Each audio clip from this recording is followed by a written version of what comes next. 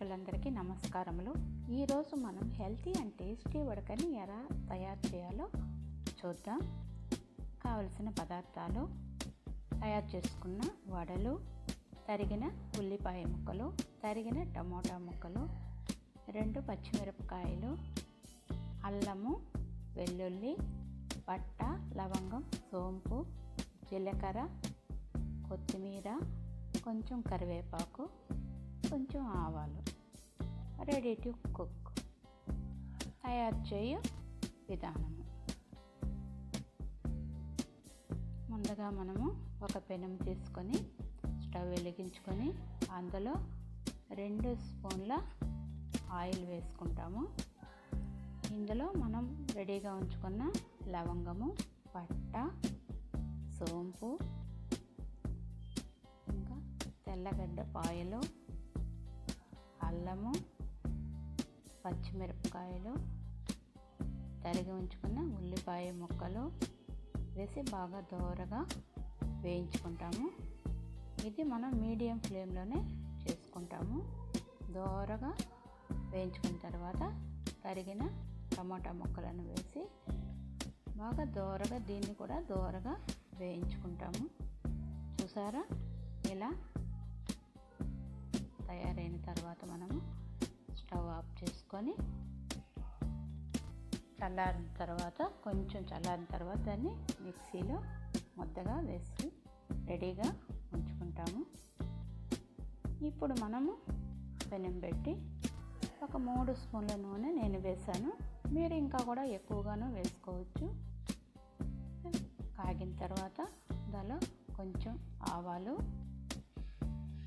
తర్వాత కొంచెం జీలకర్ర, చూసారా, కొద్దిగా జీలకర్ర, కొంచెం కరివేపాకు వేసుకొని వేగిన తర్వాత రెడీగా ఉంచుకున్న మసాలా ముద్దని ఇప్పుడు మనం ఏం చేస్తాము, బాగా కలిపేద్దాము. చూసారుగా, కలిపేసాము. ఇప్పుడు కొంచెం పసుపు పొడి, తర్వాత ఒక 2 స్పూన్ల మిరప్పొడి. మీకు కావాలంటే ఇంకా కారం కావాలంటే వేసుకోవచ్చు, తక్కువగాను కావాలంటే తగ్గించుకోవచ్చు, మన ఇష్టం అది. 1 స్పూన్ ధనియాల పొడి వేసి బాగా కలిపేద్దాము.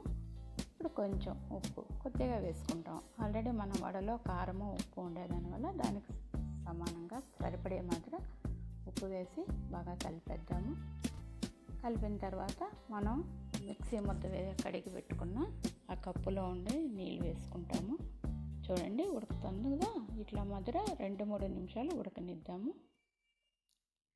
ఇప్పుడు మనం చేసుకునే టిఫిన్ బట్టి ఏం చేస్తామంటే కొంచెం గట్టిగాను లేదా పలుచగాను చేసుకుంటాము.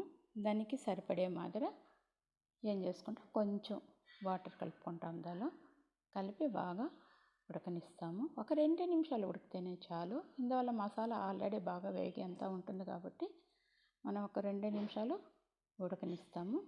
ఉడికిన తర్వాత చూసారుగా, బాగా ఉడికిందిగా.